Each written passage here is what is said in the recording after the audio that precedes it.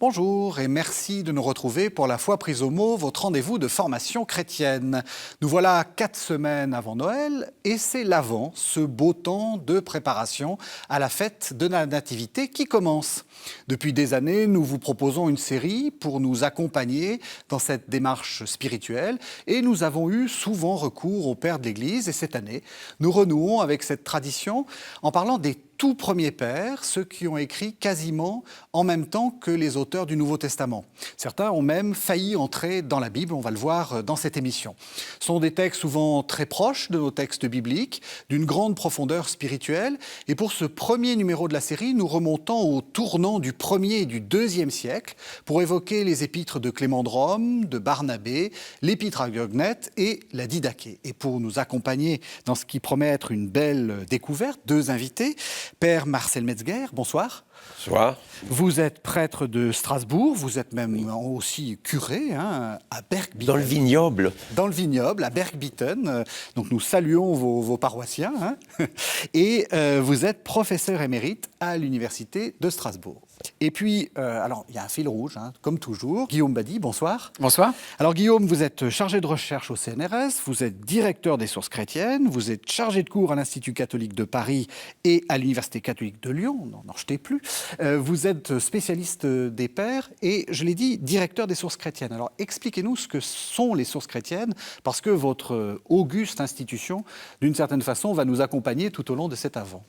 Oui, les sources chrétiennes ont été fondées par les jésuites, en particulier Henri de Lubac et Jean Danielou, pour proposer à un public assez large les textes des premiers siècles chrétiens et même jusqu'à l'époque médiévale.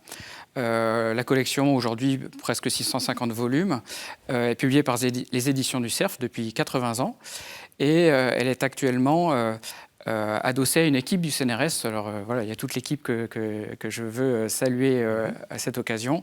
Une équipe CNRS et donc dans un cadre universitaire laïque. C'est important ? Oui, parce que selon les concepteurs de la collection comme pour nous, les sources chrétiennes font partie de la culture de toute la société et pas simplement les sources des chrétiens tout seuls. Ça, c'est vrai que c'est vraiment important de le dire comme ça. Alors peut-être... On va planter le décor. J'allais dire, on avait abandonné Paul de Tarse dans les Actes des Apôtres à Rome, et après, on n'a plus de livres qui nous racontent ce qui se passe dans la première communauté chrétienne. Quand on lit la Bible, on s'arrête d'une certaine façon là. Est-ce qu'on a des idées de ce qui se passe une fois que le dernier livre qui nous parle des derniers événements, donc les Actes des Apôtres, se clôt? Est-ce qu'on a une idée de ce qui se passe dans les premières communautés chrétiennes, Marcel Metzger? Le livre qu'on appelle là la Didaché, pratiquement contemporaine des apôtres, oui. Bon, c'est une petite compilation dont plusieurs éléments peuvent être de l'époque des apôtres et d'autres sont postérieurs. Alors on lui met comme date autour de l'an 100. La rédaction définitive a dû être faite un peu plus tard, mais il y a des éléments qui sont... Bon, on est dans une époque de tradition orale, oui. Donc ce qui a été récolté et consigné dans la Didaché peut remonter en partie aux apôtres. D'ailleurs, ce phénomène continuera encore un certain temps. On continuera à transmettre des traditions venues des apôtres qu'on complétera, qu'on augmentera et qui seront un beau jour compilés dans une collection ou dans un ouvrage. Alors, de ce point de vue, un des premiers intérêts de la Didaché, c'est qu'elle nous donne d'abord toute la section sur les 2 voies, qui est une préparation baptismale. Il y a 2 chemins, c'est un thème biblique qu'on connaît bien. Il y a 2 voies, la voie du bien, la voie du mal. Et là, cette voie du bien est présentée avec énormément d'emprunts aux évangiles. Donc on est en plein, c'est une sorte d'évangile, un 5e ou un 6e évangile, peut-on dire, au moins dans sa spécialité. Et après, il y a la section liturgique, avec d'abord la prière du Notre Père, que l'on conseille de prier 3 fois par jour. Et il y a quelques mots sur le baptême. Et ensuite, ce qui est le plus intéressant, c'est alors les premières expressions de ce qu'on pourrait considérer comme déjà d'une prière eucharistique à sa manière, qui est très brève, qui est encore dans le style des bénédictions juives. On bénit Dieu d'abord pour le vin, ensuite pour le pain, avec des expressions qui sont prises dans c'est vraiment la tradition juive. On bénit Dieu pour la vigne de David, ce qui suppose que lorsque cela a été écrit, les chrétiens se considéraient encore comme faisant partie d'Israël. La coupure n'était pas encore faite. Et il y a une petite demande à propos de la vigne d'Israël pour que Dieu la fasse croître et s'épanouir. Donc, ils se sentent déjà pris dans un nouveau mouvement qui va durer. Oui. Et il y a ensuite une petite section aussi sur une sorte de règlement communautaire. Élisez des évêques et des diacres pour vos communautés. Plusieurs petites monitions sur la manière de recevoir les prophètes. Il faut les vérifier, si c'est de vrais prophètes ou si c'est... Ah oui, bon, on dit par exemple, s'il reste au-delà de 2 jours, c'est un... C'est pas bon signe. Oui, c'est pas bon signe. S'ils refusent de travailler pour rester plus longtemps et subvenir à leurs propres besoins, ce sont faux prophètes. Ouais. Donc ça donne au fond c'est un reflet de ce que pouvaient vivre les communautés qui sont encore toutes petites et qui sont appelées à s'organiser elles-mêmes. Alors ça, c'est un aspect qui me paraît très important à dire, maintenant que nos évêques sont nommés par le Vatican en ligne directe, etc., et qu'après, ça ne marche pas toujours très bien. Bon, là, à l'époque, les communautés, comme c'est déjà dans les écrits de saint Paul, élisez-vous des évêques, comme Paul demandait que chaque communauté se donne ses ministres. Alors voilà un des aspects très intéressants. Et il y a lieu de revenir toujours à... la Bible, bien entendu, et ces premiers écrits apostoliques nous donnent quels étaient Ils sont encore proches de la pensée de Jésus et des apôtres. Ouais. C'est ça, il faut imaginer des toutes petites communautés, très, très, très ardentes, visiblement, pleines de... Enfin, elles veulent prier, elles veulent... c'est très important. Oui, c'est un peu déconcertant parce que ça ressemble pas tellement à nos églises institutionnelles.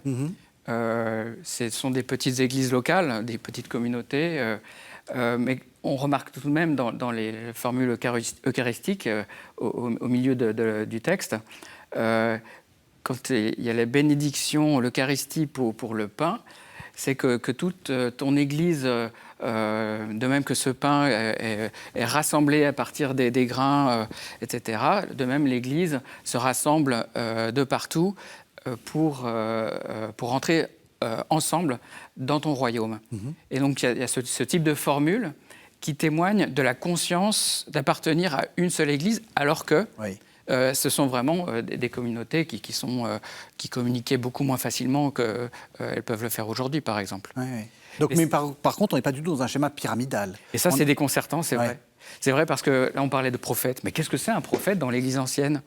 On en entend parler aujourd'hui des prophètes, chez les charismatiques peut-être, mais qu'est-ce que ça veut dire ? Souvent, il y a quelques mentions de ce que font les prophètes. Ils peuvent prier à leur guise lors du culte.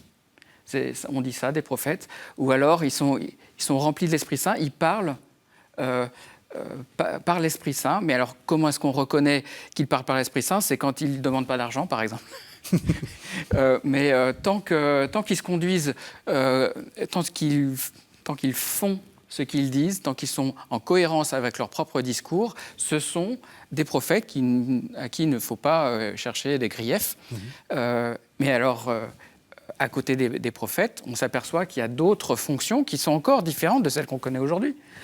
Les didascales. Alors on a l'impression que plus on avance dans la lecture du texte, plus on découvre de nouvelles fonctions qui ont l'air soit de se superposer, soit de se remplacer. Et de temps en temps, il y a une assimilation qui se fait. Voilà. Que vos prophètes, vous considérez vos évêques comme vos prophètes. Et avec les didascales, on a la même chose. Après, oui, les didascales, d'autres fois, c'est maintenant vos voilà, vos les évêques. didascales, ce sont les enseignants. Le mot grec... Oui, ça veut dire des profs, quoi. Comme le mot didaké, d'ailleurs, qui veut dire enseignement, là, c'est l'enseignement du Christ et que transmettent ces didascales. Et donc, on a ces prophètes, ces didascales, et puis on a le mot épiscopos. On traduit par épiscope parce que ce ne sont pas des évêques comme on en a aujourd'hui. Donc, par défaut, on les appelle épiscopes, mais on voit bien que l'emploi du mot épiscope, il est dans le texte, mais attribué au Christ lui-même, à Dieu lui-même, l'épiscope. Voilà, et c'est une citation biblique. Donc, et puis, associé aux épiscopes, il y a les diacres. Donc, qui a le sens de serviteur, plus généralement, et qui sont bien attestés déjà dans les Actes des Apôtres, évidemment. Mais donc, on a l'impression qu'il y a une progression dans l'organisation, la structuration des communautés.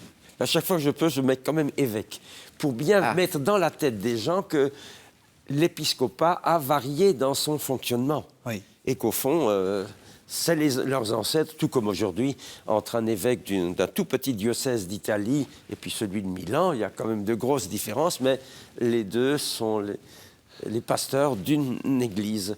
Leur fonction va varier ou ils vont changer. Bon, enfin, ça c'est... Mais justement, je ne l'ai pas dit, Père Marcel Metzger, mais vous avez enseigné très longtemps la liturgie. Est-ce que la liturgie, par rapport à celle qu'on connaît, est-ce qu'elle est très différente dans ce qu'on peut en déduire là? Bon, on a l'impression qu'il y a raison de dire le mot déduire parce que nous avons si peu de textes pour l'époque. Et par la suite, surtout à partir du Moyen-Âge, on a fabriqué toute une doctrine sclérosée sur les sacrements et autres.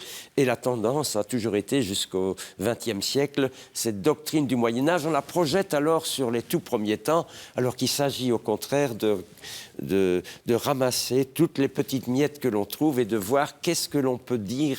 Bon, par exemple, sur les prières de bénédiction dans la Didaché, c'était peut-être les toutes premières expressions de ce que l'on disait. La Didaché parle de fraction du pain. Donc, ces prières devaient servir à la fraction du pain. Il n'y a pas le récit de la scène, mais on peut très bien imaginer qu'on ne disait pas de récit, mais les gestes eux-mêmes, rompre le pain, lever le calice, pour eux, c'était une expression non parlée de la scène. Le Notre Père, donc, vous l'avez dit, est important. Le Notre Père, oui, alors là, on le donne. Oui.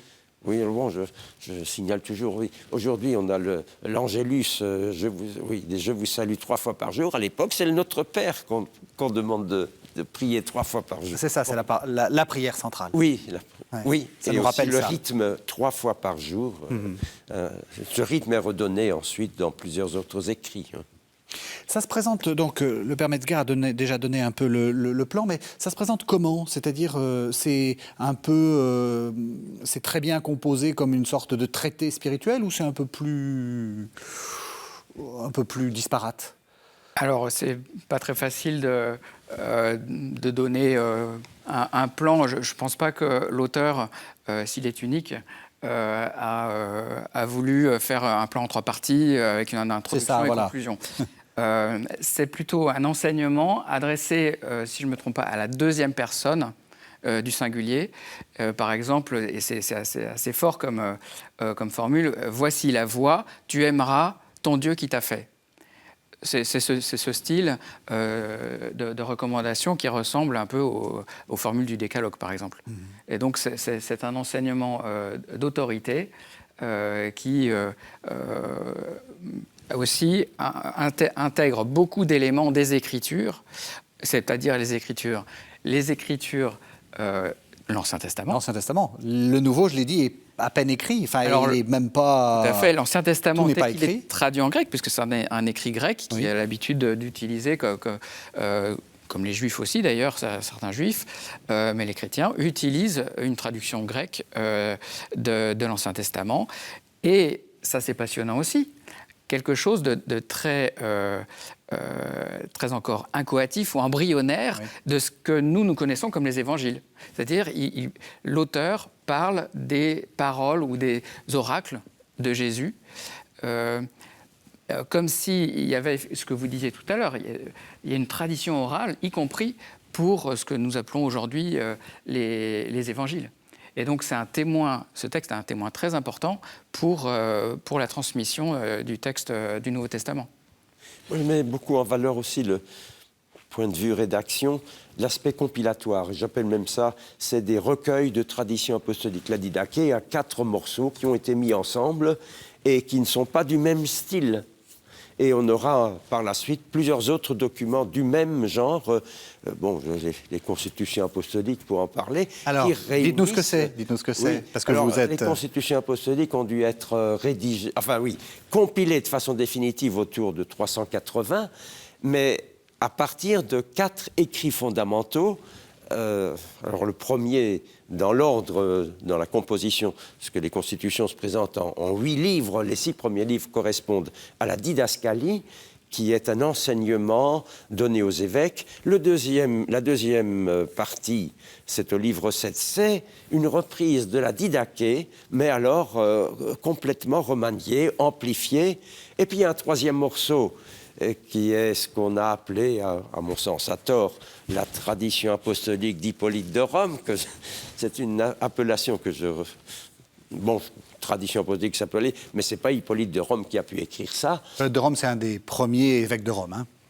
Oui, un antipape d'ailleurs. En plus, un antipape. Oui. Alors là, bien sûr, on a toujours eu les écrits anonymes d'Irange. On veut toujours pouvoir mettre un nom dessus. Alors, mais alors, ces recueils de traditions apostoliques ont ramassé, comme la Didaché, des traditions dont on pensait vraiment qu'elles venaient des apôtres, qui ont pu être augmentées par la suite, et on les met ensemble pour ne pas les perdre. Il nous en reste assez peu, et j'imagine que beaucoup d'autres petits recueils ont pu être composés et transmis. Seulement, à partir du moment où les conciles ont commencé à fonctionner régulièrement, c'est les conciles qui donnaient la réglementation pour les églises. On n'avait plus besoin de ces écrits d'origine apostolique. Qui rappelaient comment les apôtres avaient fait. On a récupéré les parchemins, comme pour la tradition apostolique, dont la version latine est un palimpseste. Ça montre bien qu'on... Palimpseste, c'est quelque chose qu'on a écrit et puis qu'on a réécrit. On a effacé, puis on réécrit. Dont on n'avait plus besoin pour son texte, on le gratte et on écrit autre chose dessus. Voilà. Donc ça montre bien le passage à autre chose. Alors voilà, alors je dis tradition apostolique parce que on avait le sentiment que cela venait des apôtres et que c'était inspiré par eux. Dernière question, parce qu'on va passer, parce qu'on fait... Voilà. Ça aurait pu devenir canonique ? Alors, ce texte a un destin très curieux, parce qu'il est connu, il est repris ensuite dans les collections dont on vient de parler. Mais... En fait, il n'y a eu qu'un seul manuscrit qui nous le transmet. Et donc, comment ce texte a pu avoir autant d'autorité dans l'Antiquité et être complètement ignoré pendant des siècles ensuite. Et donc c'est une redécouverte, ce texte, de même que d'autres dont on va parler, un paradoxe qui est assez étonnant. Ça sur le compte des destructions de bibliothèques, oui. Constantinople et autres. Maintenant, la première partie, la section des devoirs, existe aussi dans d'autres écrits. Oui. C'est un morceau qui a été repris dans d'autres et conservé en latin d'ailleurs aussi, la Doctrina Apostolorum. Oui. Donc, la doctrine des 12 apôtres, Didaché. Alors, un autre livre, l'épître de Barnabé, alors pseudo-Barnabé peut-être. Qu'est-ce qu'il y a dedans ? Je sais pas, je vous le laisse dire. Ah bon, d'accord. Plus. Alors, c'est un texte assez énigmatique, parce que... il est sans doute un peu postérieur à Barnabé. On ne sait pas, c'est sans doute pas une lettre. Barnabé, pardon, l'apôtre. Absolument, le compagnon de Paul. Le compagnon de Paul, d'accord. Voilà. On ne sait pas si c'est un juif qui est devenu chrétien, qui veut dissuader ses frères et sœurs de judaïser, d'interpréter de manière trop littérale la loi juive, ou bien si c'est un chrétien issu du paganisme qui dit voilà, ça suffit le judaïsme, il faut qu'on passe à autre chose. Oui. Parce que c'est ça le grand discours de cette est-ce que c'est déjà une homélie, plutôt un traité, qui vise à spiritualiser entièrement toute la loi juive. Et là où c'est vraiment très différent de Barnabé et de Paul, c'est qu'il est dit que les Juifs ont définitivement perdu l'alliance de Dieu. Et c'est très différent de Paul. Hein. Dès le départ, Moïse est descendu de la montagne avec les tables de la loi. Il y a eu le veau d'or, il casse les tables. À partir de là, c'est terminé pour les Juifs qui ne comprennent la loi que selon la lettre. Ils sont inspirés par un ange trompeur, dit l'auteur. C'est quand même très, très, très différent de ce qu'on a chez Paul. Et c'est le meilleur exemple, à mon avis, vraiment au début du IIe siècle, on ne peut pas tellement dire où, qu'on voit la nécessité pour les chrétiens de se démarquer de manière encore plus nette du judaïsme. Qu'est-ce qu'on fait d'un texte comme ça, Père Metzger ? Est-ce qu'on le met entre toutes les mains ? Est-ce qu'on le met avec des notes de bas de page ? Parce que une partie, oui, en source chrétienne, fait ça très bien. Il y a beaucoup de notes de bas de page, mais parce que c'est des arguments pour un certain anti-judaïsme chrétien, pour pas dire antisémitisme. On peut dire que les 4-5 premiers siècles sont remplis de cela. Oui. On retrouve cette question encore dans les constitutions, dans la didascalie, reprise ensuite dans les constitutions apostoliques, où la solution proposée, alors, vous l'avez évoqué, c'est de dire qu'il y a 2 lois dans la loi juive. Et on a l'expression de deutérosis, c'est pas deutéronome, mais deutérosis, avec précisément une première loi, et puis Moïse descend de la montagne, il voit qu'ils sont idolâtres, il remonte, prendre une deuxième loi. La deuxième loi, elle est négative, elle est restrictive, on leur enlève tout. Alors les chrétiens, après, disent, nous sommes libérés de la deuxième loi, mais la première nous intéresse. Qu'est-ce qu'on peut faire de ça ? Parce que c'est dangereux, enfin, Vous voyez le... Oui. Il faut assumer l'héritage.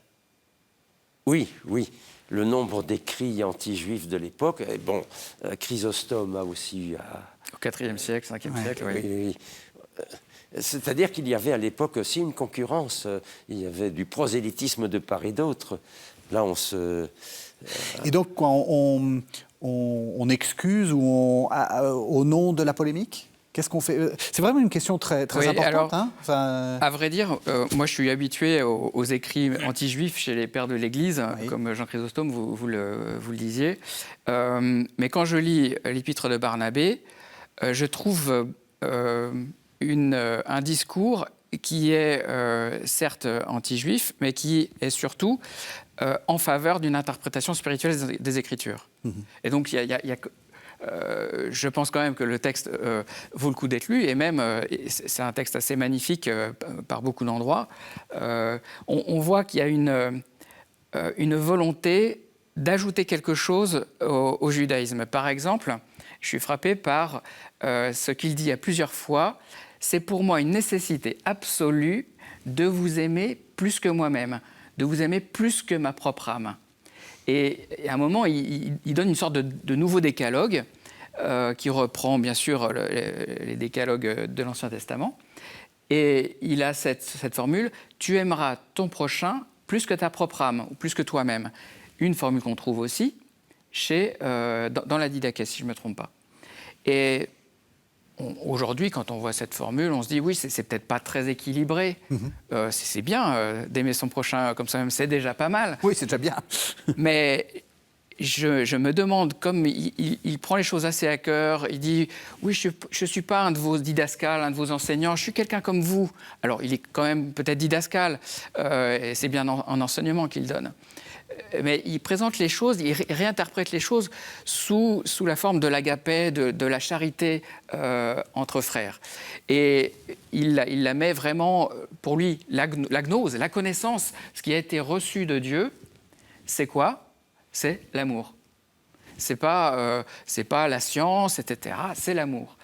Et donc c'est un discours qui est pas un discours de haine d'abord, c'est à mon avis un discours d'amour. Alors évidemment, ça ne veut pas dire qu'il n'y a pas un discours anti-juif, mais il y a vraiment quelque chose de très positif et même presque d'excessif dans le discours fraternel et d'amour. Vous avez parlé tout à l'heure de la lecture spirituelle, oui. Et c'est celle-là qui va permettre de garder l'Ancien Testament. Parce qu'on interprète tout alors sous un mot... Bon, j'ai lu dernièrement Bède le Vénérable sur le tabernacle, dans source chrétienne évidemment. Mais alors, il reprend toutes les descriptions, la manière de faire, les tringles qu'il faut suspendre, les tentures qu'il faut mettre à la tente, et il interprète tout en le transposant dans le domaine spirituel. Il n'y a plus rien de matériel là-dedans. Alors voilà comment ils ont lu l'Ancien Testament dans les passages qui leur paraissaient les moins applicables dans leur vie. C'est assez difficile d'ailleurs de lire le texte, tant il est spirituel. Il dit « devenons spirituels », c'est vraiment le leitmotiv. Mais à un moment, il est question de lait et de miel. Il y a une très belle interprétation du lait et du miel qui sont donnés aux enfants. Et ils se demandent quelle est la terre qui regorge de lait et de miel qui est promise. Alors, la fameuse terre de Canaan. Voilà. Eh bien, cette terre, ce sont les chrétiens eux-mêmes. Et en réalité, c'est la chair du Christ elle-même, lui-même qui doit devenir celle des chrétiens, qui prennent après le baptême, ils sont recréés, ils deviennent une nouvelle terre, et ils prennent le pain, le vin, et il est fait mention, donc toujours après le baptême, du lait et du miel. Alors, est-ce que dans ce texte, il faut prendre cette mention du lait et du miel comme une indication liturgique concrète? C'est comme ça que faisaient les premières communautés après le baptême. Est-ce qu'on leur donnait du lait et du miel? Oui. Eh ben voilà. Oui. Voilà. Bon, j'ai évoqué là cette tradition apostolique, la dite tradition apostolique qu'on attribue faussement à Hippolyte de Rome, mais en fait, elle est certainement syrienne. Et là, c'est expliqué textuellement, pour la communion après le baptême, il y a le pain et le vin, mais aussi la coupe de lait et de miel. Ça veut dire que symboliquement, une fois que vous êtes baptisé, c'est comme si vous entriez en terre promise. C'est ça l'idée. Oui, c'est ça l'idée. On pourrait, ça serait une belle idée. On pourrait continuer. Réintroduire cela. Du lait et du miel. Oui, dans mon presbytère, dans le jardin, il y a des ruchers exploités par la commune. Alors, peut-être... Vous allez proposer ça. Et il y a effectivement, enfin, ce que vous disiez, Guillaume, c'est intéressant. On voit bien aussi que dans l'épître de Barnabé, on lit tout en termes christologiques. C'est-à-dire qu'il y a un passage assez fascinant où on voit que même la liturgie du Yom Kippour, donc du grand pardon, le bouc émissaire, la vache rousse, etc., c'est une annonce de la passion. C'est-à-dire que le Christ, c'est vraiment ce qui est au cœur de l'Ancien Testament. Oui, effectivement, il y a une très belle interprétation des deux boucs. Hein. Il y en a un qu'on mange et l'autre qu'on chasse au désert en lui crachant dessus. L'auteur insiste quasiment sur ce caractère maudit et ignoble de ce bouc pour aussitôt l'appliquer au Christ, qui est précisément ce bouc qui reçoit les crachats dans la rue quand il passe avec la croix, etc. Et donc, cette christianisation de la liturgie juive est lue sur tous les détails à la lumière de la passion du Christ. Donc, l'épître de Barnabé, à lire avec prudence, mais à lire quand même. L'épître aux Corinthiens. Alors, l'épître donc la première épître de Clément aux Corinthiens. Est-ce que vous pouvez me dire, d'abord, est-ce qu'elle est de Clément? Je vous en... Alors, Clément de Rome est censé être le troisième évêque de Rome, donc peut-être 80...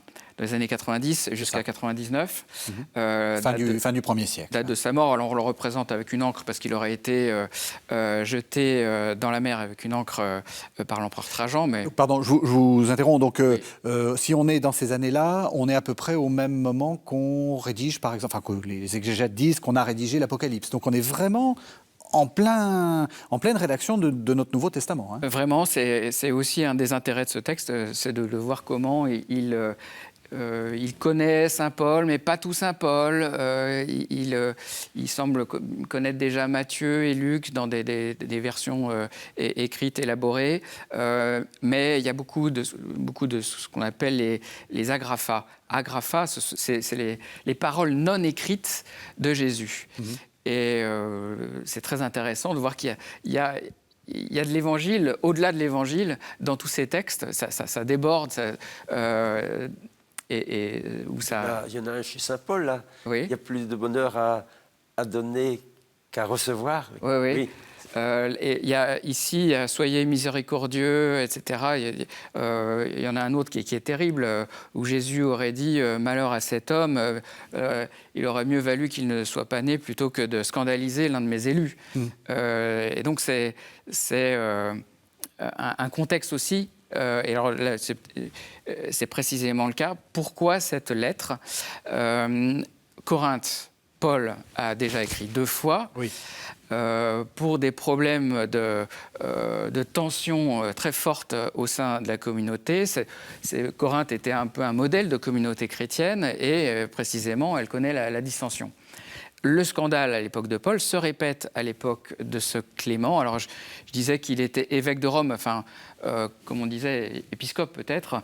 La tradition connaît très bien le texte sous son nom, mais c'est l'Église qui séjourne à Rome, qui séjourne parce que la vraie patrie, c'est voilà, le ciel. L'Église qui est de passage à Rome, l'Église qui est de passage à Corinthe. C'est comme ça que commence la lettre.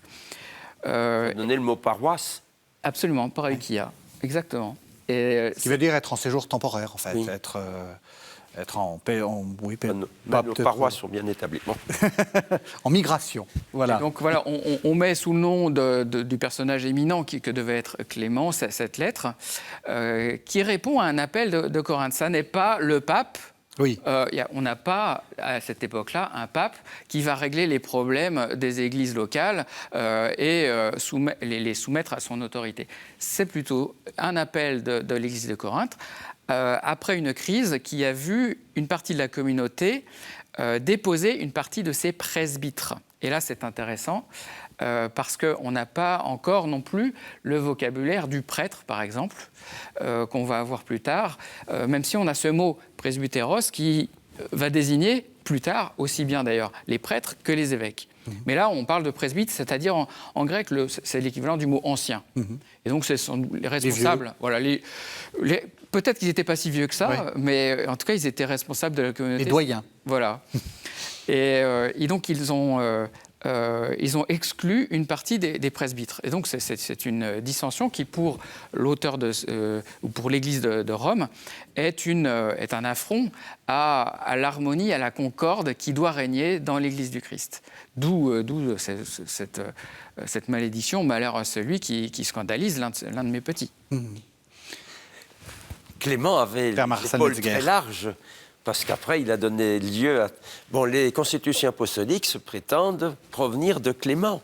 Oui. Et comme il était le compagnon et le secrétaire de Paul, on lui a prêté énormément de choses. Tout ce qu'on voulait rattacher à l'époque apostolique. Alors, il y a tous les écrits clémentins qui... Un roman. Oui, les romans clémentins. Les homélies, oui. Ça vous surprend que ça soit autant il y a un mot, le bazar qui vous vienne, qui soit dans ces premières communautés. On a l'impression de communautés très remuantes, où justement on dépose les uns, on est loin. Quand on voit les nombreux rappels à l'ordre des épîtres de Saint Paul, chaque fois qu'il écrit, dans toutes les épîtres, il remet des gens en place.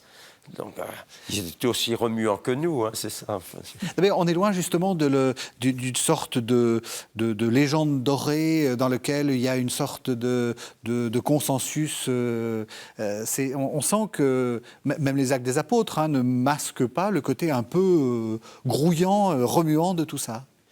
Il devait être très difficile de trouver une autorité fiable, parce qu'on les conteste. A-t-il plus d'autorité que nous? Bon, quand c'est un apôtre, on est d'accord, et encore. Hein. Mais alors, arriver progressivement à trouver une autorité qui soit... On est encore dans l'interprétation des textes. On n'a pas encore les évangiles, où ou alors ils sont sous forme de paroles de Jésus qui véhiculent. Donc ce n'est pas étonnant. Bon, par la suite, on les a sanctifiés, mais ils ont dû ramer durement pour pouvoir mettre en place des communautés et stabiliser. Hein. Et là c'est étonnant de voir la postérité de cette œuvre qui a été presque immédiatement reconnue comme ayant une autorité particulière, au point qu'elle s'est trouvée dans les manuscrits bibliques les plus anciens. Elle aurait pu devenir canonique. Hein. Et un évêque de Corinthe, Denis de Corinthe, quelques générations plus tard, la cite comme vraiment un texte qui était lu en assemblée à Corinthe.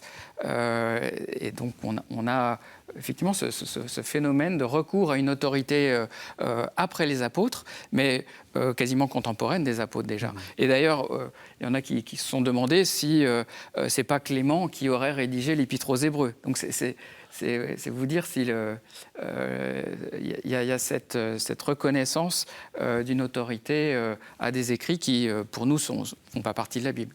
Est-ce qu'elles font pas partie de la Bible? Est-ce que ça a un intérêt quand même? Parce qu'on ne sait quasiment plus quels sont les... Enfin, on peut reconstruire un petit peu, mais quels sont les différents problèmes qui agitaient cette communauté assez remuante de Corinthe. C'est des histoires, des vieilles histoires. Qu'est-ce qu'on peut y trouver là-dedans? Vous voyez, c'est un peu la même question qu'à Barnabé. Avec l'épître de Barnabé, très clairement, on voit une manière de lire la Bible qui ensuite va se retrouver dans toute la Bible. Dans toutes les pères, pardon. Pour l'épître aux Corinthiens, est-ce qu'il y a quelque chose d'intéressant à prendre? Enfin, on en a retenu dans la liturgie des heures. Tous les jours, à l'office de l'Aude du matin, il y a une prière universelle. Hein, oui, et c'est sur 4 semaines, on a retenu une prière venant sous forme de prière. On l'a retravaillée sous forme de prière universelle, mais de Clément. Oui, il y a une prière pour l'Église. Il y a une magnifique prière. Il est entré dans la liturgie, on peut dire. Oui, au moins actuellement. C'est ça. Oui. Mais il y a d'autres raisons plus littéraires, on va dire, pas simplement liturgiques, qui font que, à mon avis, c'est un petit chef-d'œuvre. Alors, on a l'impression qu'il y a des citations de la Bible à toutes les lignes, et ça peut être un peu indigeste, mais il y a aussi un assez vaste panorama de ce que c'est que l'harmonie et la concorde dans l'univers, au sein de la création. Il y a, comme dans Saint Paul, 1 Corinthiens 13, un hymne à la charité, à l'amour, qui reprend parfois certains des termes de Paul, mais qui les développe. Et on a ce passage aussi très intéressant où Clément, l'auteur en tout cas, essaye de montrer que Dieu est fidèle. Si les chrétiens de Corinthe prient et se montrent conciliants les uns avec les autres et mettent fin à leurs dissensions, Dieu entendra leurs prières et leur viendra en aide. Et pour montrer ça, il dit que c'est vrai dans la création, le fait que après la nuit, il y a toujours le jour qui revient, comme une nouvelle naissance, une résurrection de toute la création, ou aussi cet oiseau rare d'Arabie qu'on appelle un phénix, et qui, dit-on,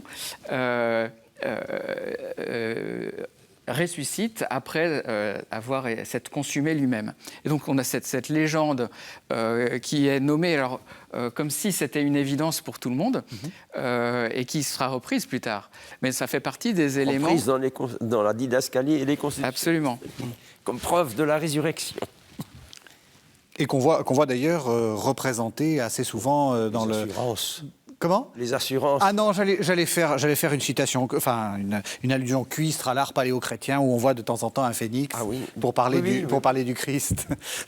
Mais vous avez raison, il y a aussi les assurances. Récupérer. Je continue parce que vous voyez, il faut avancer. Les Odes de Salomon.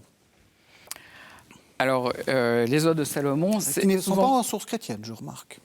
Ça n'est pas dans source chrétienne. Et pourquoi? Vous n'avez pas bien travaillé? Non, parce qu'il y a d'excellentes éditions et traductions. Alors celle-ci, elle n'est pas forcément très très littérale, mais elle est assez lisible. Et elle est très étonnante parce qu'on parle beaucoup de ces premiers écrits chrétiens pour les aspects institutionnels, bibliques. Et là, on a un chant plutôt 42 chants en prose versifiés qui sont transmis en syriaque, c'est-à-dire la langue de Jésus qui a un petit peu évolué, l'araméen. Alors peut-être qu'il y a eu un modèle grec, on ne sait pas très bien. Elles étaient considérées comme des odes bibliques pendant quelques siècles. Elles sont mises sous le nom de Salomon parce que Salomon s'était acquis une réputation de sagesse, bien sûr, parce qu'il avait écrit la sagesse de Salomon, le cantique, les proverbes ecclésiastiques. Et ça ressemble un peu à, pardon, je vous coupe, hein, ça ressemble un peu à des psaumes. Enfin, exactement, c'est ça. C'est des psaumes ou même des morceaux du Cantique des Cantiques. C'est ça. Des poèmes d'amour à la première personne, ou du singulier ou du pluriel, à Dieu. Avec sur un terrain judéo-chrétien, il y a vraiment beaucoup d'écho au judaïsme, et puis il y a une forme de gnose. Là, on se trouve peut-être en Syrie au IIe siècle de notre ère, donc dans une période assez contemporaine des écrits ou un peu postérieure aux écrits qu'on vient de citer. Et on a vraiment des chants de toute beauté qui sont très peu connus. Avec une théologie, par exemple, je pense à cette ode où il est dit « Voici, le Seigneur est notre miroir. Ouvrez les yeux et regardez-les en lui. Apprenez comment sont vos visages. » C'est magnifique. Alors ça, c'est la traduction. Je ne sais pas comment c'est en syriaque, mais ça va assez loin dans l'idée que le modèle de l'homme, en fait, c'est Dieu. Oui. Que l'homme est appelé à être à l'image et à la ressemblance de Dieu. Donc cette image du miroir est évidemment très forte. Elle reprend des choses qu'on a dans la philosophie grecque, dans les milieux gnostiques. Mais elle est ici exposée de manière extrêmement belle pour montrer que l'homme est appelé à la sainteté en Dieu. Voilà, ça fait partie des exemples. Il y a des chants d'amour. Je n'aimerais pas le Seigneur s'il m'avait aimé d'abord. Ça, on peut le trouver ailleurs, hein, mais c'est une littérature syriaque aussi qui mérite d'être connue de manière plus large. C'est aussi ce à quoi on s'efforce. C'est ce qu'on s'efforce de faire connaître la littérature syriaque qui est d'une beauté, beaucoup d'images, beaucoup de poésie. Et ce que vous avez dit tout à l'heure, Guillaume Badi, c'est-à-dire le fait que cette littérature, finalement, vient de milieux qui, contrairement par exemple à l'épître de Barnabé, n'ont pas fait cette rupture avec le judaïsme. On sent qu'il y a encore un ancrage juif, enfin, très très fort. Oui, suivant les régions et les contextes, hein, on voit bien encore à la fin du IVe siècle l'importance soit de ces chrétiens qui judaïsent, soit des judéo-chrétiens qui continuent malgré tout. Il y a une permanence de l'influence du judaïsme sur le christianisme. Ils sont nés dans cette culture, ils ont été formatés, même quand ils sont en opposition après, mais c'est leur manière de penser et de s'exprimer. Hein. Voilà. Adiognet. Donc, c'est une épître en réalité, ou c'est un traité, ou c'est un sermon, qu'est-ce que c'est ? Alors, effectivement, l'un des premiers éditeurs a nommé ce texte épître. En réalité, c'est moins une lettre qu'un traité. Et il est adressé, c'est un traité adressé à. Donc, c'est peut-être ce qui a fait penser à une lettre. Adressé à ce Diognet, alors on ne sait pas qui c'est. On suppose que c'est un païen, peut-être un rejeton de Zeus, ou voilà, un partisan de Zeus. C'est précisément ça, c'est un écrit apologétique ou protreptique pour tenter de convertir le destinataire. Et donc c'est adressé aux païens avec un discours contre l'idolâtrie païenne. Hein. Voilà, on a bien un discours contre et aussi un discours pour. Et donc, c'est un discours pour les chrétiens qui sont persécutés. À ce moment-là, on pense que l'écrit, alors on ne sait pas où, mais il est écrit plutôt vers la fin du IIe siècle. Et il est très connu pour plusieurs raisons. Alors, il a été découvert tardivement. Alors, c'est un manuscrit qui a été acheté à Constantinople au XVe siècle, qui est allé ensuite en Suisse. Donc, il y a un seul manuscrit. Il y a un seul manuscrit. C'est Là, ça, c'est donc. encore... Et encore, il a brûlé. Et il a brûlé. Chez vous, Et c'est à vous Strasbourg. C'est vous qui Ah l'avez fait non, brûler. c'est les Prussiens. Ils ont bombardé Non, c'était Strasbourg. le bombardement de la bibliothèque de Strasbourg en 70 par les Prussiens. Donc, Et en fait- après, l'ont regretté amèrement, hein, parce que Ouais. ils ont détruit leur patrimoine là-dedans. Et donc, c'est en fait une copie. Heureusement, elle avait déjà été copiée. Oui. C'est ça, donc c'est une copie dont on a... Voilà, on a conservé les copies parce et qu'il n'y les avait pas de éditions- photocopie à l'époque. et les éditions qui ont été faites ensuite. Et donc ça, c'est vraiment une histoire assez incroyable. Et ensuite, il se trouve que ce livre 33 des sources chrétiennes a été fait par Henri-Irénée Marou, qui a eu une influence considérable sur... je ne serais pas là s'il n'avait pas été là au départ. C'est lui qui a fait vraiment entrer toute la culture de ce qu'on appelait l'Antiquité tardive, ce qu'on appelle toujours l'Antiquité tardive, dans les études classiques en général. Il y a, en démontant l'idée qu'il y a eu une décadence, par exemple.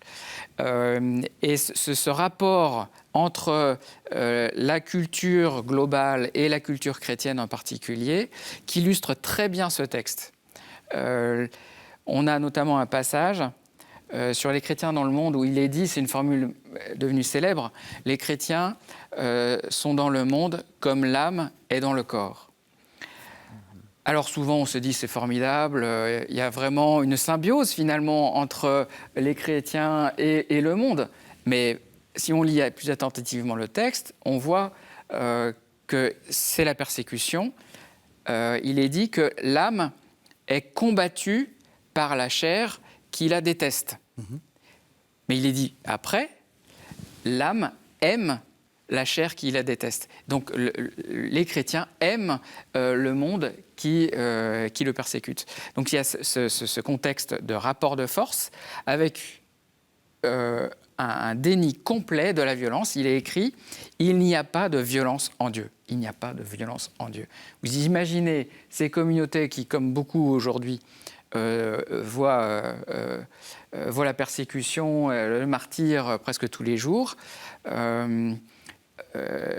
aide Voilà. de penser ça. Voilà, avoir ce type de discours, c'est extraordinaire. Ouais. On arrive à la toute fin de l'émission. Alors, une question que je vais poser rituellement à chacun des invités, je vous la pose, Père Marcel Metzger. J'ai dit, vous êtes prof d'histoire de la liturgie, vous travaillez les fameuses constitutions apostoliques, on l'a bien compris. Pourquoi vous avez fait ça ? Qu'est-ce que vous trouvez dans ces écrits-là ? Bon, les constitutions apostoliques. J'avais commencé... je m'étais tout de suite orienté, après ma licence en théologie, à l'époque on n'allait pas plus loin, s'il y avait l'admissibilité, vers l'histoire de la liturgie.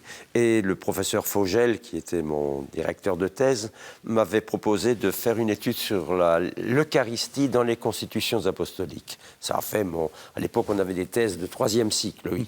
Et j'avais compris que cette compilation méritait elle était déjà diffusée dans une édition ancienne et plusieurs autres éditions, mais qu'elle méritait une édition critique. Alors, Sources chrétiennes m'a ouvert ses portes. Donc, c'était pour faire connaître ce document ancien et le rendre accessible. D'ailleurs, non, c'est là-bas. Il a été édité dans Sources chrétiennes et puis on en a fait aussi une édition légère, uniquement la traduction, pour permettre... parce qu'il y a un tel fond liturgique dans cette... pratiquement toutes les liturgies, que ce soit le baptême, les ordinations, la prière quotidienne, tout cela se trouve déjà...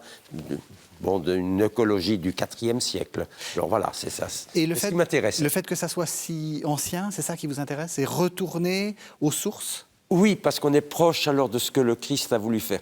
Très tôt, la liturgie a été marquée alors par les discussions théologiques. Par exemple, qu'on a déjà simplement la doxologie. Auparavant, on disait gloire au Père par le Fils dans l'Esprit Saint, qui manifeste beaucoup plus l'unicité de Dieu. Puis après, parce qu'à cause de l'arianisme, on a commencé, pour que le Fils soit reconnu égal au Père, gloire au Père et au Fils et au Saint-Esprit. Alors assez tôt, la liturgie a été un peu contaminée par les querelles théologiques, et moi, le souci, c'est de voir qu'est-ce qui a été la première expression la plus proche du Christ et des apôtres. Je trouve que c'est un plaidoyer très vibrant pour lire tout ce que nous avons essayé de faire découvrir aux téléspectateurs. Alors très rapidement, parce que le temps file, Guillaume Bany, vous recommandez, même si ce n'est pas chez vous, ce volume, enfin je veux dire ce petit volume, ce très gros volume, ça, on y trouve ce dont on a parlé, mais on va aussi retrouver ce qu'on en parlera pendant toute la série d'avant. Et puis, vous m'avez apporté ça. Qu'est-ce que c'est ? Alors, c'est la plupart des écrits dont on a parlé, plus d'autres, qui ont été mis en un seul volume, en traduction seule, par le Père Bertrand et d'autres. Oui. Donc, les Pères apostoliques chez Foi Vivante. Et donc, j'ai montré premiers écrits chrétiens dans la bibliothèque de la Pléiade. Et évidemment, tous les autres en source chrétienne. Et puis, Les Pères dans la foi, c'est aussi une collection que vous connaissez bien. Oui, une collection qui permet de lire de manière plus facile les textes, en traduction seule, avec des introductions et des notes assez courtes. Merci à tous les deux. Merci de nous avoir découvert ces premiers écrits chrétiens. Merci de nous avoir suivis. Vous savez que vous pouvez retrouver cette émission sur le site internet de KTO, www.ktotv.com. Et on se retrouve la semaine prochaine pour un nouveau numéro, justement, de cette série d'avant.